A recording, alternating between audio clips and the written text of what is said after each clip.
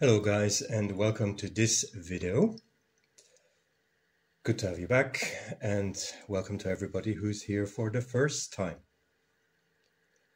Today I would like to go into a bit more of a scientific or psychological topic actually. You know, after leaving that topic aside for a few weeks, I think it's about time for another psychology topic or science topic. What I would like to talk about is the so-called broken windows theory. Now, perhaps you have already heard of that, perhaps not. And you might ask yourself what that actually has to do with dogs.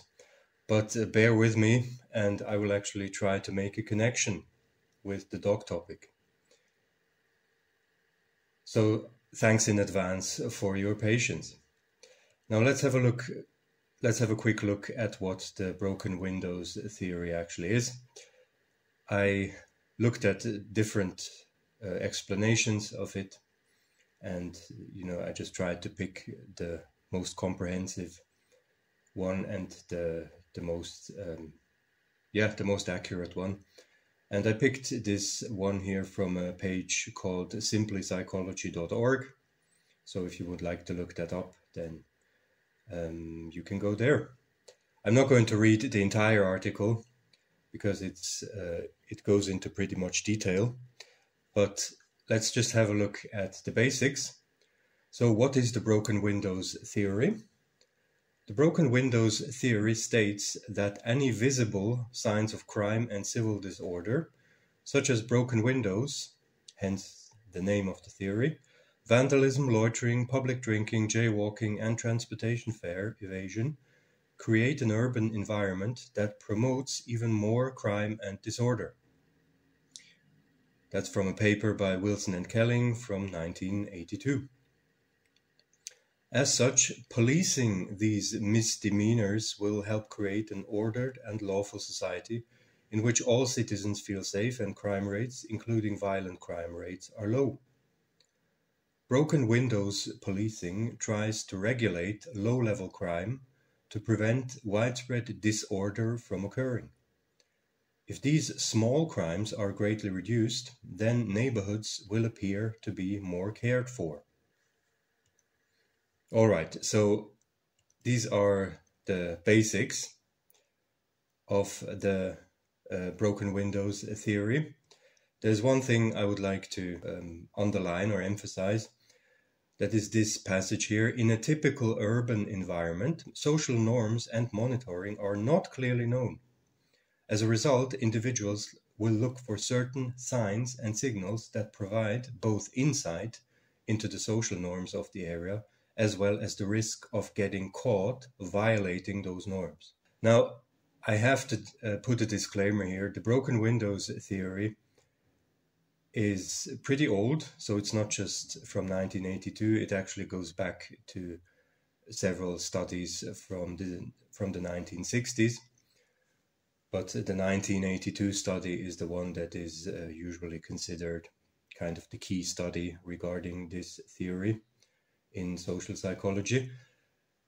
Now, this theory has led to actually to practical policing policies in some big American cities like New York, for instance, in the 90s, where the police adapted a very rigorous zero tolerance policy, where they wanted to put this theory into practice, and they were even going after very minor infractions and minor crimes, I mean, often not even real crimes, so that they thought they could put this theory into practice and it would then also prevent a bigger crime. Now, the theory has been under much critique since, and it turned out that the theory actually is difficult to implement, in a practical setting.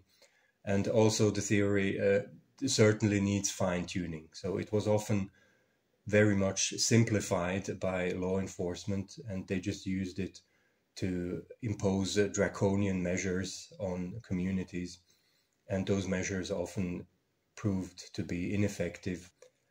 So the theory is controversial. So I can definitely tell you that. But I think the basic principles of the theory are actually not wrong. And I think you can see it. I mean, it's not kind of a magic stick that is just going to solve crime if you take care that there is no vandalism or no graffiti anywhere. So that's not necessarily going to solve all your problems. But I think in principle, this theory, there's something about it. And you can even ask yourself. The thing is, now look at this picture here, for instance.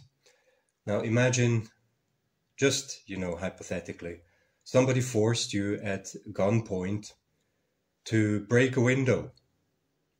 So you have to break a window, otherwise, you will face consequences. And you had the choice between these two buildings. Now, which one would you probably pick?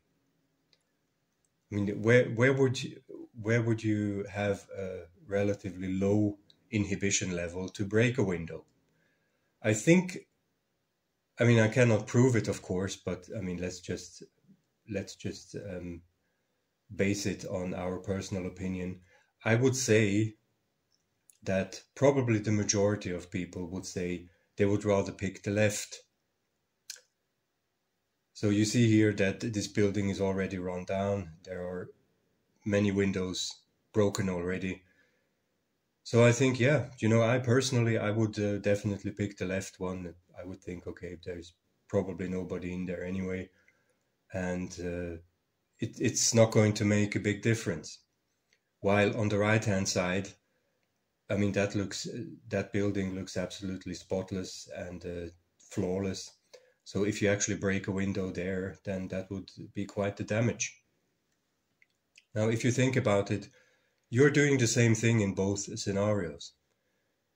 But, why would you then pick the left one? Well, we can rationalize ourselves into picking the left one, because we will just say, yeah, there's probably nobody working in that building. There's probably nobody living in there. There are already broken windows, and so a little bit more damage is not going to be too tragic.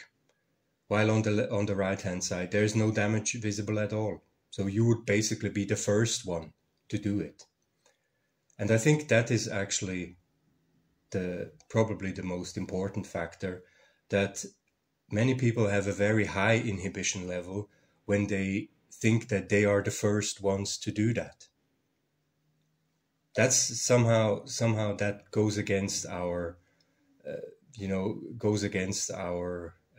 emotions, that we don't really want to be singled out, and we don't really want to be kind of go against the majority. So I hope you can follow my weird thoughts here. But I think there is something about this theory. Now, the idea to this video came to me actually when I went to the village next to my town here. I sometimes go there by bike because that village is close to a forest where you can just go for hikes. And that village looks pretty different than the town where I live. And I mean, it's not this village here. This is just a random picture now from a Hungarian village. But it's, it doesn't look too different. And that village is, or that neighborhood is definitely a better neighborhood than the one I live in. So you see the houses are just, they're just in better conditions, also more expensive. The houses are further apart, so they have bigger gardens and yards, and everything is just well maintained. You know, you don't see trash anywhere. You don't see broken fences. You don't see broken windows. You don't see anything like that. And the interesting thing is that the first time I was there, actually, that wasn't even the first thing I noticed. The first thing I noticed was the silence compared to the place where I live. I was cycling around there with my bike, and this was just absolute silence. Like the only thing you could hear was, you know, the wind whistling through the trees and the tree leaves. And, you know, in some house there were a few children that were playing. So a very kind of idyllic picture. And, you know, then I walked around there a little bit. You know, I left my bike there and just walked around a bit. And I was waiting for dogs to bark, and I couldn't hear any. And I also looked at the houses themselves, and there was no dog visible anywhere. Now, I asked myself, where are actually the guard dogs that everybody's going on about here? Wouldn't those houses need guard dogs? I mean, there are definitely houses owned by people that are definitely not poor. I mean, that it was pretty clearly visible that these houses are valuable, and they probably also have a lot of valuables inside the house. So where are all the guard dogs that are supposedly needed? You couldn't even see a dog. It's not that they were quiet, but there was just no dogs. So yeah, these people probably have alarm systems. Now what I was thinking about then is, imagine you moved there and you would think about getting a dog. Now, would you hesitate if you see that there is nobody with a dog and you just see that your neighborhood is just quiet all day long? Would you hesitate to get a dog and that you know will just bark all day long and bark at every person, you know, passing by? I think you would. I think you probably would. And why? Because you would be the first one to do it, and you would basically be by yourself. You know, you would be the one that is singled out in an absolute minority, like the smallest minority that you can have. You would just be by yourself, and all others, you know, all your neighbors would basically not be on your side. So I think you would be. You would have kind of a high inhibition level to be the first one to start a racket there. But imagine the first person did that. So imagine you have one person who just doesn't care about these things and who is just generally inconsiderate, and they would just say, yeah, I don't care about my neighbors, and I just want my pooches in my garden, and I want them to bark at everything that moves. That person will probably then start a chain reaction, like in the broken windows theory. You know, when you have one broken window, then the next ones will probably inevitably follow. So then you will probably have the next person there in that community. When they see that, or when that person sees that, then they will probably think, I mean, I've always wanted a dog, actually. And now, you know, there's this other guy. He doesn't care about the noise. So why would I? Why would I care about it? And then you have the second guy buying a dog. And then it'll just go on like that forever, until probably everybody has a dog. And all of these people know exactly that there is a noise ordinance and that they are actually committing infractions of this noise ordinance. But you don't really care about it because everybody does it. You know, just like imagine a neighborhood like this. I don't know where that is. I just picked that from the internet randomly. Now, would you, I mean, even if you knew that it is actually prohibited to throw trash on the ground, would you have a big inhibition to throw your trash on the, in the grass here? I don't think you would. But what about here? I think the inhibition level would definitely be higher in this area here than in this rundown neighborhood where you see the sofa just being thrown there between the grass and all the wood and just the trash lying around there. So, and I think that is also how things get out of control with the noise. So that is basically what happened here. I'm pretty sure about that. So you can apply this broken windows theory not only to vandalism or graffiti or, littering, but you can also apply it to the noise pollution. And it's interesting that these dog owners, and we've talked about that a few times, that especially the dog owners, they don't really care about the laws. They often have this kind of herd mentality. Now, that's not something that only the dog owners have, of course. But it's, in my opinion, especially prevalent among the dog owners, that the first question they ask themselves is not, am I committing an infraction or am I breaking any laws? The first question they ask themselves is usually, what do the others do? And how are the others handling it? And if they see that all the others are committing infractions and even breaking laws, then they will just do it too. And they don't care about, then breaking a law, because they would just say, yeah, but look, everybody does it and that's just the way it is here. So if you don't like it, then just move away. Yeah. So that is how this mentality comes to be. And so that is also why this argument that dog owners often bring, this argument about why don't you just move away if you don't like it, is absolute nonsense. Because even if you find a really nice neighborhood that is quiet, you need one person to start this cycle. You need the first person to break a window, and then the others will inevitably follow. So you can move there, and if you're lucky, the neighborhood will remain nice and quiet.